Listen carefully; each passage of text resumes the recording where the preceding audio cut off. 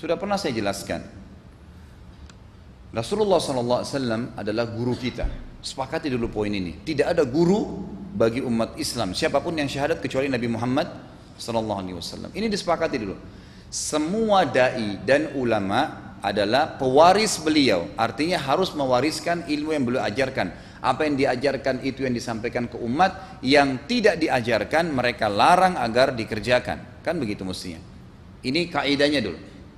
Masalah kasus ada orang imam pimpin doa setelah sholat, jangan dibahas doanya. Doa adalah ibadah.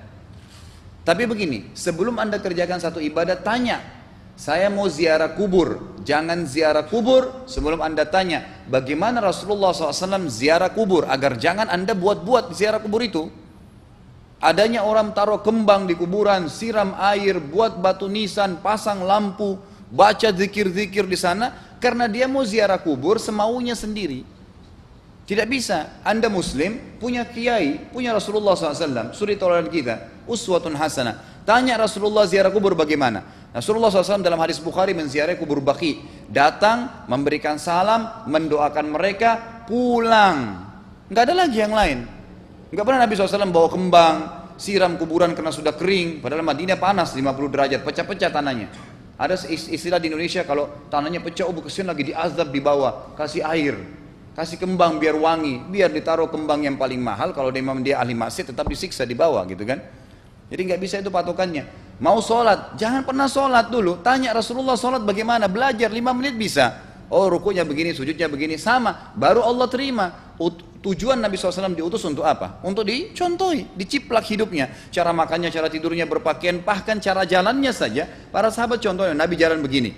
Bukankah ada hadis yang mengatakan sahabat berkata Rasulullah SAW kalau jalan seperti orang turun dari bukit. Mereka sampai membahasakan itu. Rasulullah pernah keluar kepada kami menyisir rambutnya dengan rapi ke arah sebelah kanan belakang. Ditunjukkan gitu kan. Rasulullah SAW menyukai ini. Rasulullah SAW memakan dengan cara begini. Diajarkan kepada kita semua agar kita contohin. Yang jadi masalah bagi kita ini, kita selalu mau buat apa-apa yang tidak diperintahkan oleh Nabi SAW. Selalu alasannya baik. Sekarang kasus berdoa setelah sholat. Doa adalah ibadah, nggak ada masalah doa. Tapi kalau kita mau ikat antara sebuah ibadah dengan ibadah yang lain, tanya dulu, Rasulullah pernah ikat nggak? Pernah pertemukan nggak? Ziarah kubur dengan baca Quran. Ziarah kubur ibadah, baca Quran ibadah. Pernah nggak Nabi baca Quran di kuburan? Itu tanya. Nggak ada riwayat Nabi SAW pernah baca Al-Fatihah untuk orang mati atau baca di ayat Al-Quran. Datangkan dalilnya coba. Nggak ada satu hadis pun menjelaskan masalah itu. Lalu kenapa anda buat? Oh karena saya mau buat ibadah. Baik, ibadah yang Nabi ajarin. Salam, doain, selesai. Jangan lebih daripada itu. Masa anda lebih pintar dari Nabi Muhammad SAW? Habis sholat, memang paket yang Nabi tawarkan, yang beliau selalu kerjakan adalah zikir. Setelah sholat dengan zikir sholat yang sudah masyhur, istighfar, kemudian baca Allahumma antas salam, sampai membaca ayat kursi, al-ikhlas, al-falaq, an-nas, baca subhanallah, alhamdulillah, Allah akbar 33 kali, sampai terakhir baca digenapkan la ilaha illallah wahdahu la syarika lah. Selesai itu semua hadis Nabi SAW menjelaskan setelah sholat, Rasulullah SAW langsung berdiri. Memang beliau tidak pernah berdoa habis sholat 5 waktu itu. Memang begitu. Bukan doanya yang jadi masalah, bukan. Karena Rasulullah tidak kerjakan, jadi kita tidak kerjakan. Saya tekankan dalam pengajian saya, kalau anda punya hajat berdoa, berdoalah setelah sholat ba'diyah. Insya Allah aman. Karena sudah lepas dari paket yang Nabi tentukan. Selama Rasulullah SAW sudah mencontohkan dan memerintahkan sebuah perbuatan, ditentukan tempatnya, jumlahnya, waktunya, jangan pernah dilanggar. Habis sholat bacalah subhanallah 33, alhamdulillah 33, Allah akbar 33. Jangan anda bilang saya bisa baca 100. Loh Rasulullah suruh 33 kok. Ditentukan, jangan lebih pintar. Nanti setelah sholat, jangan ikutkan dengan paket rangkaian sholat ini. Di luar waktu sholat anda membaca 100 silahkan. Karena nggak ada penekanan di situ. Kalau ada penekanan waktu, tempat, dan jumlah, jangan dibantah. Anda pengikut Rasulullah atau bukan gitu kan? Harus jadi jelas. Yang membuat umat ini di Indonesia juga jadi masalah sekarang karena mau buat sendiri. Semaunya sendiri. Kenapa akhi, kenapa Pak Kiai, kenapa Habib, kenapa Ustadz, kenapa buat ini? Bukankah Rasulullah tidak pernah contohkan? Oh nggak apa-apa, ini kan baik. Loh, kalau semua orang berkata seperti Anda, apa yang tertinggal dari agama kita? Kira-kira apa lagi yang tertinggal? Nggak ada kemurnian agama karena semua orang mau buat semaunya. Gitu kan? Semaunya sendiri. Pindah rumah, baca berzanji. Apa itu berarti sejarah Nabi? Kenapa baca berzanji saudaraku? Rasulullah waktu pindah rumah pernah baca-baca gitu enggak? Enggak pernah. Kenapa dibuat? Anda muslim bukan? Muslim, ya saya harus ikuti. Kalau tidak akan terus ini mengakar nih. Anda buat satu bid'ah sekarang, bid'ah itu lawannya sunnah. Anak Anda akan buat 10 bid'ah, cucunya akan buat 100 bid'ah, akan banyak bid'ah merakar di masyarakat, dan agama akan ditinggalkan. Kemurnian sunnah akan hilang, gitu kan? Dan ini bahaya. Ingat, Nabi SAW mengatakan kepada kita dengan hadis yang sangat jelas. Hadis sahih riwayat Imam Ahmad bunyinya begini, semoga Allah merahmati umatku yang menukil dariku seperti apa yang aku ajarkan atau sebutkan. Sampai ulama hadis mengatakan Nabi ucapin habis sholat astagfirullah, maka sahabat tidak ada berani menambah azim. Enggak ada sahabat yang bilang astagfirullah azim habis sholat, enggak ada. Astagfirullah saja karena Nabi ucapin itu. Mereka mengakui tidak lebih pintar daripada Nabi SAW. Kenapa kita harus tambah astagfirullahaladzim, wali walidayya, wali muslimin, panjang. Dari mana ini semua? Ditambah-tambah, diembel-embelin, kenapa? Akhirnya keluar dari ajaran Nabi Muhammad SAW. Ini masalah gitu kan. Kenapa harus dilakukan? Peringatan maulid Nabi sudah sering saya ingatkan. Anda tanya semua yang buat maulid, kapan maulid itu sejarahnya ada? Semua buku sejarah menjelaskan tahun 230 Hijriah. Nabi meninggal tahun berapa? 11 Hijriah. Gitu kan? 11 Hijriah. Lalu kenapa harus ada dilakukan? Dan dari mana sejarahnya? Yang membuat pertama adalah orang-orang Syiah. Sejarahnya jelas dari Fatimiyah. Semua buku sejarah sepakat mengatakan bahwasanya maulid munculnya di zaman Fatimiyah. Dinasti Fatimiyah, orang-orang Syiah di Mesir, gitu kan? Dan mereka punya 6 macam maulid yang sampai hari ini masih dikerjakan di Iran. Ada maulid Nabi SAW, Hasan, Husain, Ali, Fatimah, dan raja mereka. Sampai hari ini masih ada. Kenapa orang-orang waktu baca maulid, baca salawat sambil berdiri pegang tangannya taruh di dada? Karena keyakinan orang Syiah, ruhnya Nabi SAW sedang lewat. Anda tahu nggak itu? Banyak orang kita buat tidak tahu. Yang penting bahasa Arab ikut saja, gitu kan? Tidak bisa. Nabi SAW tidak pernah rayakan. Pernah ada yang bilang sama saya, Ustaz, kan Nabi SAW pernah bilang, waktu ditanya tentang puasa Senin, beliau mengatakan hari itulah aku dilahirkan. Terus kenapa? Berarti boleh merayakan ulang tahun hari Senin, gitu kan?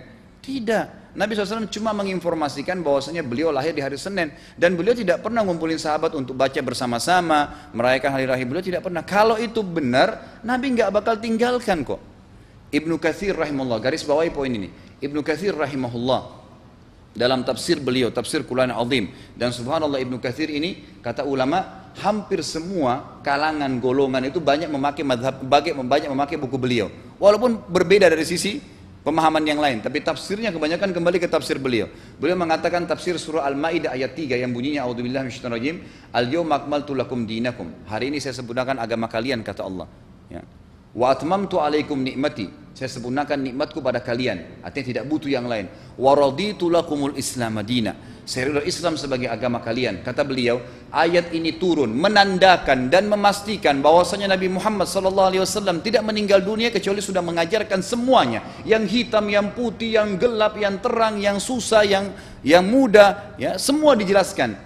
Siapa, kata beliau, yang menganggap masih ada sesuatu yang harus ditambahkan setelah Nabi SAW meninggal dan turun ayat ini, maka dia adalah ahli bid'ah. Dia orang yang membuat-buat agama. Nabi sudah ajarkan semua, selesai.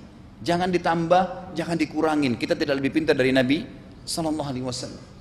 Nabi nggak pernah rayakan hari lahirnya, jangan dirayain, selesai. Emang kenapa kalau kita nggak rayain? Kenapa? Tangan kita terputus? Enggak. Masih banyak ibadah yang disunnahkan gitu. Sama dengan kasus Isra dan Mi'raj. Kejadian besar dalam Islam. Tapi Anda boleh kembali kepada semua buku sirah. Saya tantang semua buku sirah Anda kembali. Insya Allah yang berpegang pada Al-Quran dan Sunnah, memang ada dasar wahyunya, maka semua akan menjelaskan. Nabi SAW setelah pulang dari Isra dan Mi'raj tidak pernah mengumpulkan sahabat-sahabat untuk merayakannya setiap tahun. Tidak pernah. Boleh dipelajari, iya, setiap hari. Tapi ditentukan tanggalnya lalu dibuat acara. Tidak pernah Nabi SAW buat itu. Lalu kenapa Anda buat? Kalau Anda mau tetap buat, ya silahkan, itu hak terserah Anda. Tapi saya ngajak kepada Anda kembali kepada kemurnian ajaran Nabi SAW. Kita tidak akan pernah kembali, kata Syekh Utsaimin rahimahullah, umat Islam ini akan kembali kepada kejayaan mereka kalau mereka betul-betul kembali kepada ajaran Rasul mereka Muhammad SAW. Murnikan ajaran Nabi, yang jalankan seperti yang beliau ajarkan, selesai, akan aman. Pasti akan kembali kejayaannya. Kita nggak bisa saling menghardik, saling menyalahkan yayasan ini, organisasi ini, kelompok ini, karena masing-masing mau beristidlal sendiri, mau menjalankan sendiri hukum-hukum agama ini, bukan mengikuti sunnah Nabi SAW. Jemaah haji kita, jemaah umrah, datang ke Mekah, tur dalam kota Mekah, naik ke gunung untuk lihat Gua Hira. Kenapa naik ke Gua Hira? Oh, Rasulullah pernah di sini. Baik, saya jelaskan.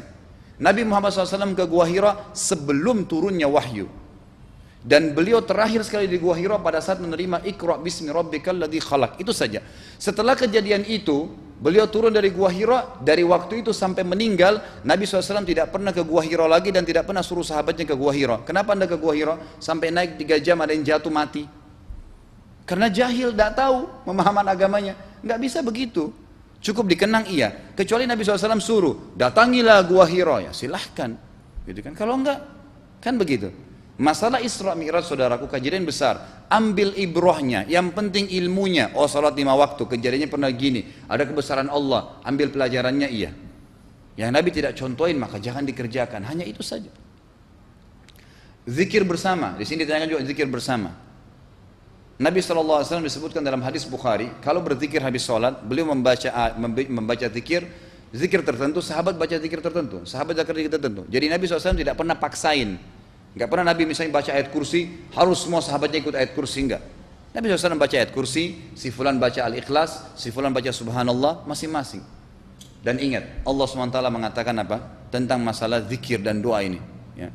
Dikatakan, ya, kita harus berdoa kepada Allah, ya, wadunal jahri minal qawli bil gudui wal asal, wala takum minal ghafilin. Berdoalah kalian, berzikirlah kalian dengan doa kalian, dunal jahr minal qaul, tidak dengan teriak-teriak. Allah berfirman dunal jahr, tidak teriak-teriak, ya. Dan janganlah kalian menjadi orang-orang yang lalai. Makanya pernah ada sahabat waktu Nabi SAW berkata begini dalam hadis Bukhari juga, waktu pulang dari salah satu perjalanan, kalau kalian sedang menukik kuda, unta lagi menukik, bertakbirlah, bilang Allahu Akbar. Kalau kalian sedang turun menuruni sebuah lembah, bertasbihlah, bilang subhanallah. Ada satu sahabat badui, orang dari padang pasir, semangat dia jalankan sunnah Nabi. Waktu kudanya lagi naik, Allahu Akbar, dengan suara keras dia teriak. Jalankan sunnah kan, tapi teriak ya. Apa yang terjadi? Nabi SAW panggil, dia ditepuk pundaknya, Nabi mengatakan, pelankan suaramu. Zat yang sedang kau panggil tidak tuli. Allahu Akbar, cukup. Ada apa? Kecuali di medan perang lain nakutin musuh. Gitu kan? Untuk apa takutin kuda sendiri? Nggak perlu, gitu kan? Jadi mengikuti sunnah Nabi dengan ilmu yang benar itu akan membawakan ketenangan hidup. Yang buat kacau kita ini jadi kacau karena mau membumbu-bumbui macam-macam ditambah-tambah.